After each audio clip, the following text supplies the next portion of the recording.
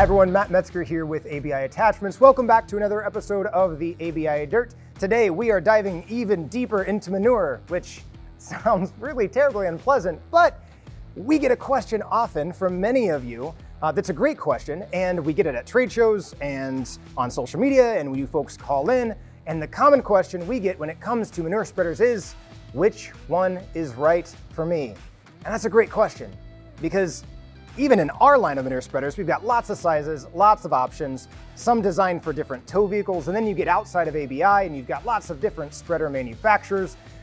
There's a lot out there that you can purchase. So whether you're looking at an ABI classic manure spreader or not, I've got a couple of questions for you to help you kind of diagnose and determine what manure spreader is right for you. What do you need to be thinking about as you start to make that manure spreader either initial purchase or your upgrade? So let's talk it out. First thing on your list, you've got to think about your tow vehicle.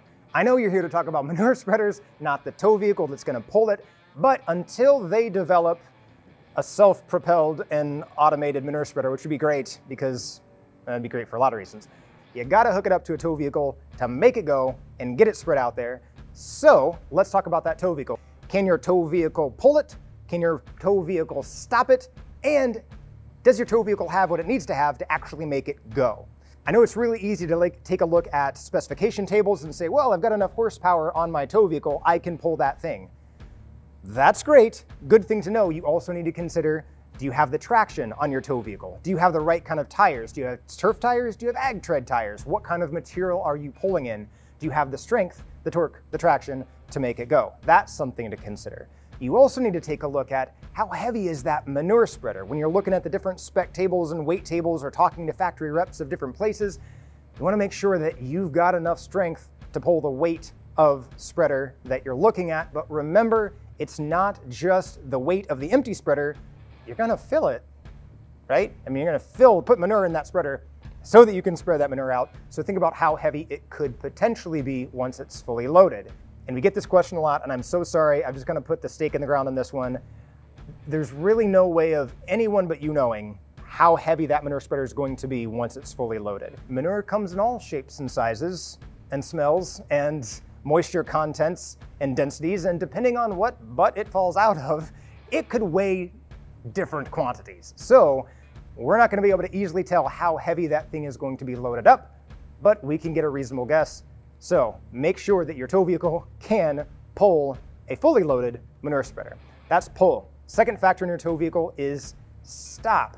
This has more to do with your terrain. And I know this sounds like a really dumb thing, but you don't want to be in an unsafe situation where you've got a fully loaded manure spreader, you're heading downhill to get out to the back pasture, and all of a sudden you don't have the brake capacity that you need on that tow vehicle to stop the fully loaded spreader behind you. So just make sure that the weight of your tow vehicle, the stoppability of that tow vehicle can handle a fully loaded manure spreader. We want to keep you safe as you're going about your chores.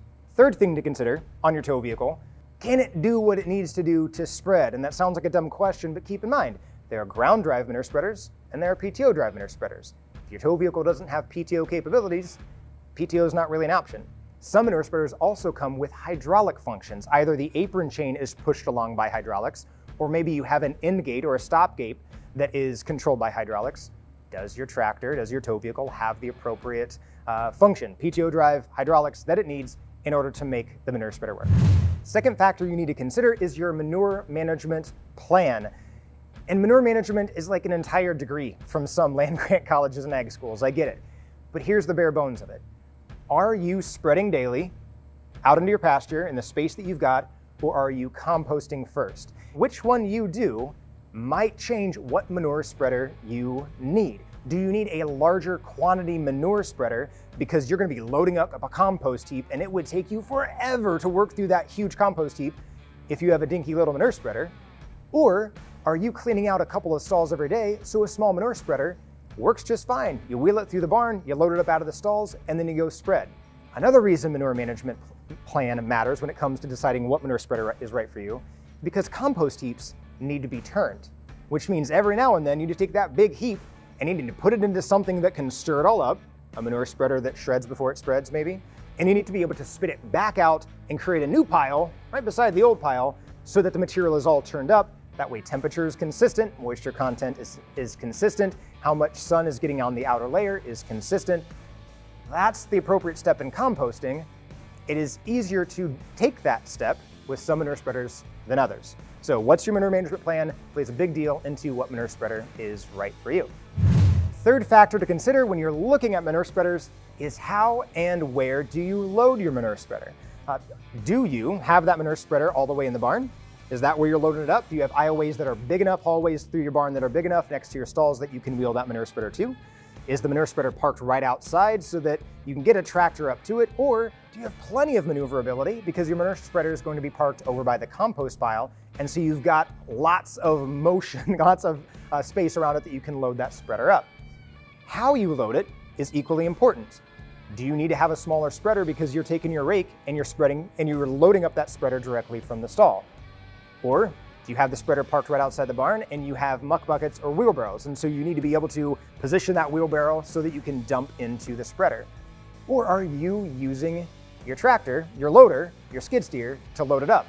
Or you might need a larger manure spreader if you're relying on the bucket, the scoop bucket on your tractor or your loader in order to fill it up. It's going to fill a whole lot faster if you're filling up with that bucket rather than scooping out one rake full at a time. So what you're loading with plays a difference. Fourth thing on the list, how much poop you got? How much manure is on your property? How many animals? Horses, livestock, sheep, goats, alpacas, whatever you got. How much waste is being produced every day? That's going to play a big factor in how big of a manure spreader do you need, or how often are you willing to spread manure because of how much manure you're working with. Plays a big role in what size you're looking for. The last thing on the list, and this is kind of the anchor point, so if you stuck around this far, you stuck around for the good stuff. How much do you care about your pasture health? Because if you have grass you're taking care of, if you have pasture ground that you're taking care of, and you release your animals out to that pasture ground, then you're going to need a manure spreader that processes manure in such a way that all of the manure is broken up into as fine of particles as possible so that bugs, larvae, parasites can't grow, so that sun can bake it, temperature goes up, moisture content goes down, so that you can have healthy pastures, so that you can have healthy animals. That's all I've got for today, everyone. Thanks for sticking with me on this deep dive into a stinky subject. See what I did there?